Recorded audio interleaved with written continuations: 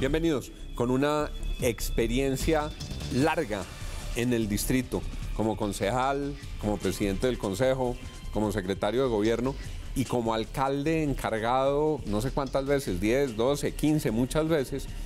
El doctor Miguel Uribe Turbay tomó la decisión de lanzarse como candidato a la alcaldía. En los últimos días han ocurrido dos cosas importantes frente a esa candidatura, en momentos en los que hay muchas candidaturas que se presentan, pero pocas tienen el kilometraje para llegar hasta el tarjetón final. Dos cosas hacen pensar que en este caso hay una candidatura que estará en la recta final. La primera, que la registraduría le avaló cerca de 40.000 firmas, más de 40.000 firmas que tenía que presentarse para que se le reconociera como candidato independiente. Y segundo, que un partido con personería decidió apoyarlo, no darle el aval, porque eso lo hace con firmas, pero apoyarlo, que es el Partido Liberal. Saludo al doctor Miguel Uribe, bienvenido. Muchísimas gracias, Juan. Un saludo muy especial para usted y para todos los televidentes. Usted lleva los últimos años de su vida dedicado completamente a Bogotá.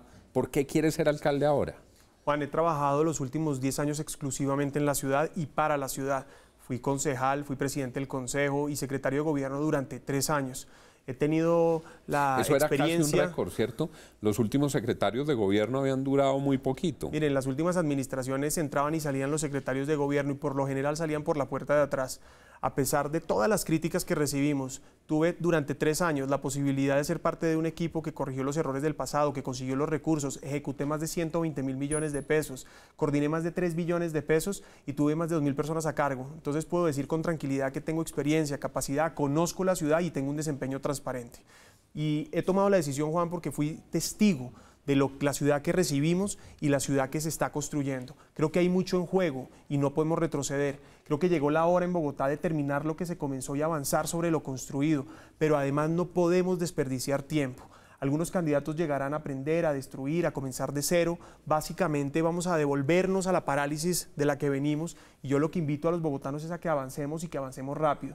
Como tengo el conocimiento, como conozco lo que está pasando adentro, lo que vamos a recibir, mientras otros llegarían a ajustarse, a acomodarse, a revisar, incluso a buscar gente para gobernar, yo voy a llegar a ser alcalde y a dar soluciones desde el primer día. Doctor Uribe, si uno hiciera un gráfico del mapa político de Bogotá, hay unos candidatos que se ubican claramente en la izquierda. Celio Nieves es concejal del Polo, quiere ser candidato.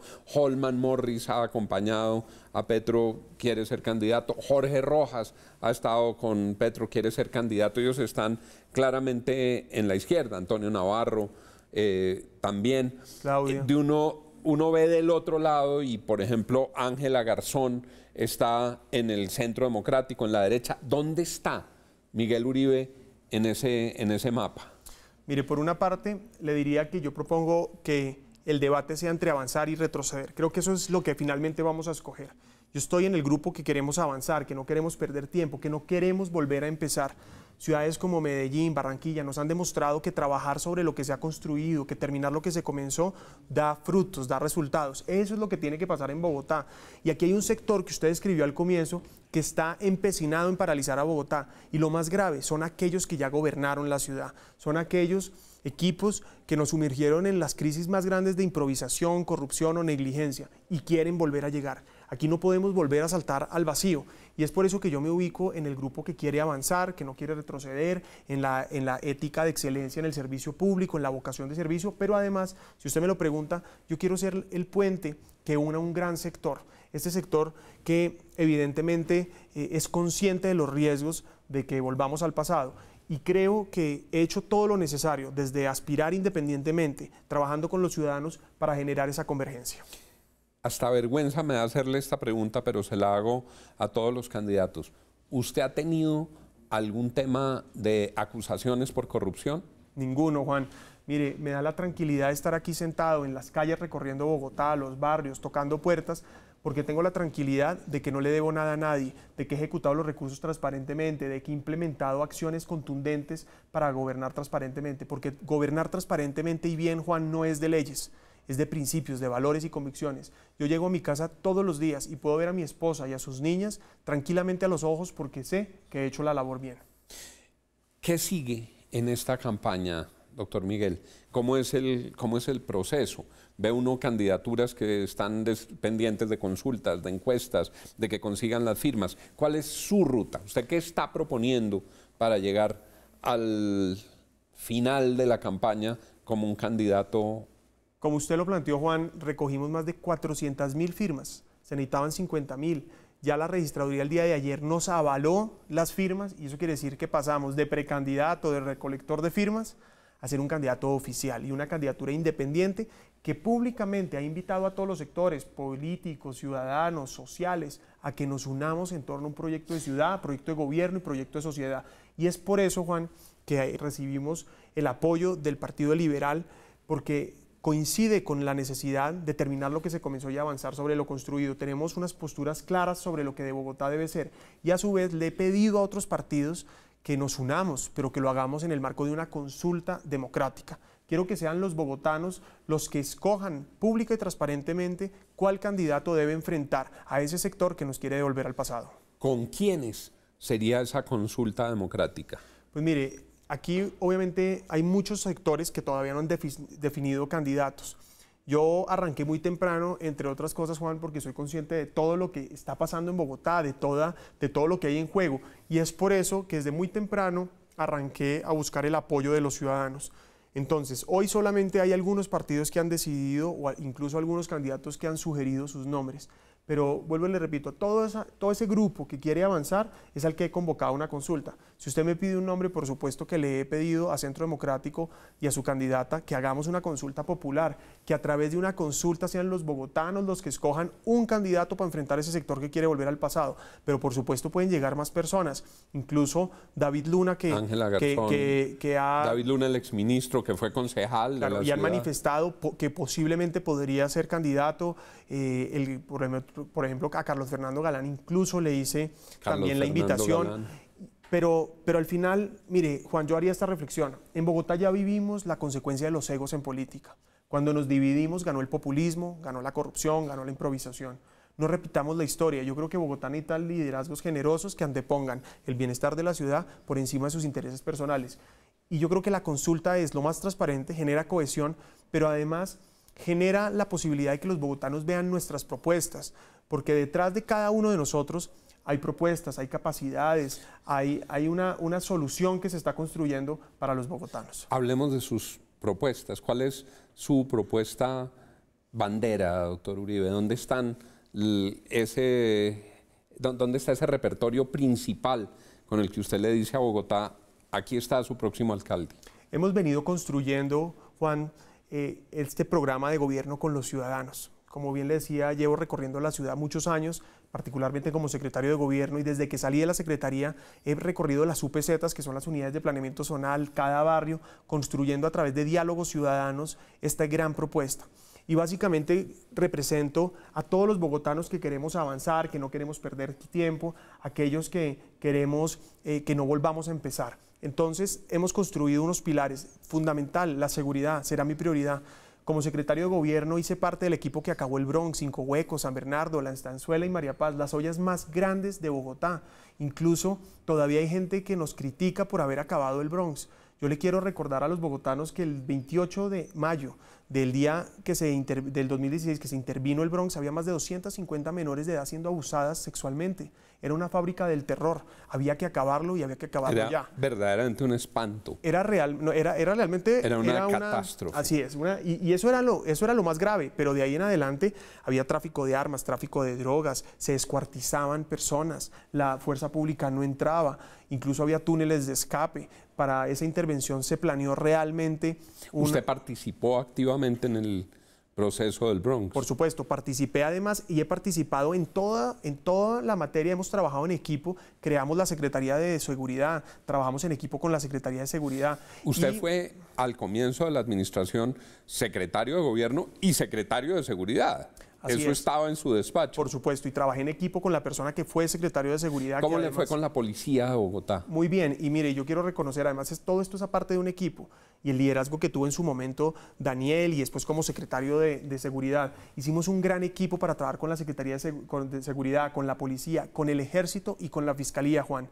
Pero con esa misma determinación que acabamos estas grandes ollas, vamos a combatir el microtráfico en todos los rincones de la ciudad, vamos a acabar las ollas locales, vamos a ofrecerle oportunidades a quienes consumen y a sus familias, porque evidentemente somos conscientes de que hay una crisis allí, pero vamos a tener toda la determinación para perseguir a los criminales que envenenan a nuestros jóvenes. Voy a priorizar el hurto.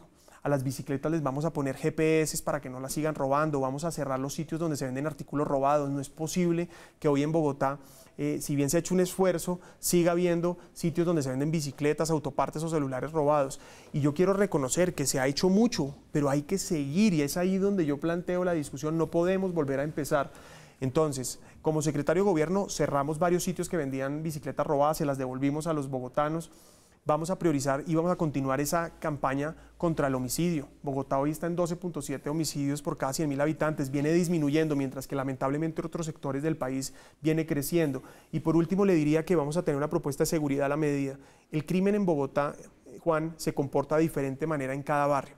Los tierreros en una zona, la extorsión, el fleteo, el cosquilleo en Transmilenio, pero además, al mismo tiempo, hay una criminalidad que se comporta de acuerdo al tipo o a la población, por ejemplo, las mujeres. Es por eso que vamos a identificar las condiciones de vulnerabilidad de mujeres para atender y protegerlas, vamos a tener unos cuerpos especializados en proteger a las mujeres en Bogotá, y por el otro lado, atender el delito de acuerdo a cómo se comporta. Y para eso terminaría simplemente diciéndole, vamos a fortalecer la capacidad de investigación e de inteligencia criminal en la policía con un propósito: acabar las bandas de crimen organizado en la ciudad.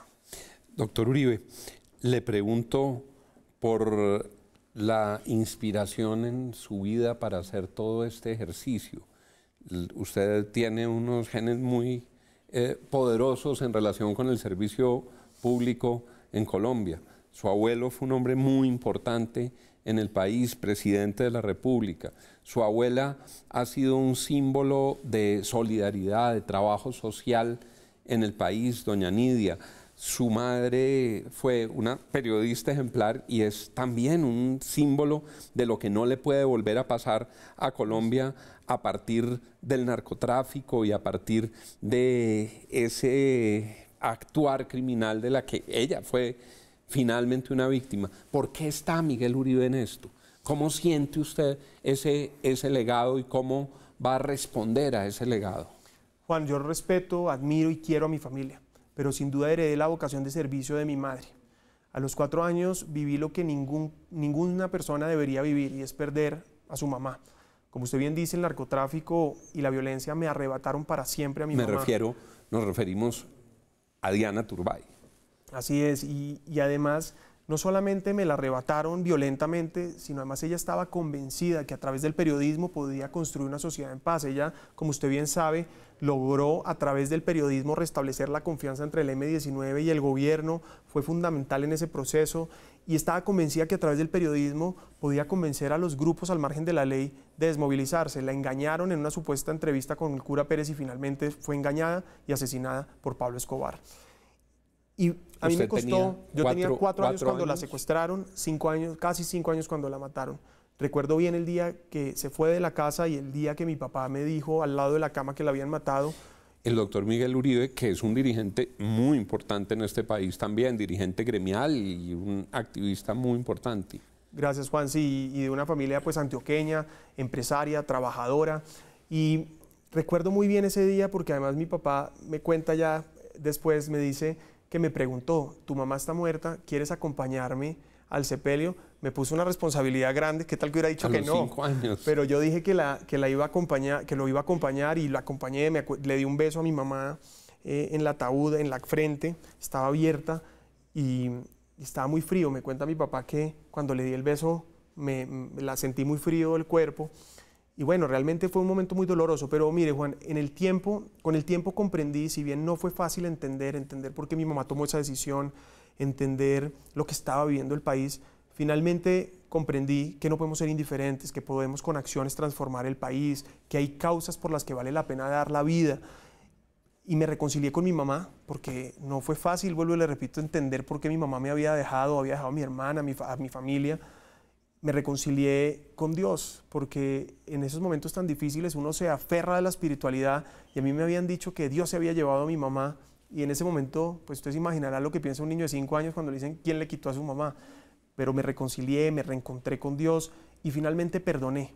Hice realmente un esfuerzo, pero además que fue espontáneo, para perdonar la violencia, el narcotráfico, a Pablo Escobar. El odio el odio y el resentimiento solo nos hace daño a nosotros, a los que lo llevamos dentro. Afortunadamente logré sacar ese sentimiento, y con el tiempo empecé a traducir esos sentimientos en vocación de servicio. Vi a mi abuela, viví incluso unos años con mi abuela, y eso lo que me llevó fue a entender qué quería hacer. Y por eso cuando usted me pregunta que si me han investigado, qué tengo, le digo, mi mayor inspiración para hacer las cosas bien es precisamente de dónde viene esa vocación de servicio. Es que la muerte de mi mamá, haber vivido lo que he vivido, lo que significa haber estado en esta familia, pues no puede ser en vano. Y por supuesto le diría una cosa, daría todo lo que tengo en la vida por tener a mi mamá al lado. Es el doctor Miguel Uribe Turbay. Lo malo al punto es que el tiempo se pasa muy rápido, pero espero que vuelva, que podamos hablar de otras propuestas, y yo le agradezco mucho que haya aceptado esta invitación. Doctor Uribe, ya candidato con sus firmas reconocidas, un candidato independiente que consiguió sus propias firmas y ya puede recibir apoyos, pero no tiene que pedirle permiso a nadie para seguir avanzando en su carrera hacia la alcaldía mayor. Gracias por haber estado aquí. Muchísimas gracias, Juan, a usted por la invitación, a los televidentes y por supuesto por la oportunidad para decirle a los bogotanos que los invitamos a que avancemos en Bogotá. Seguiremos muy atentos a este debate desde todas las perspectivas y con este espacio abierto para escuchar todas las voces en nuestro país en esta carrera por el poder local en el mes de octubre. Muchas gracias por estar con nosotros. Sigan con Red Más Noticias y recuerden que conocer las noticias es bueno, pero entenderlas es mejor. Feliz noche para todos.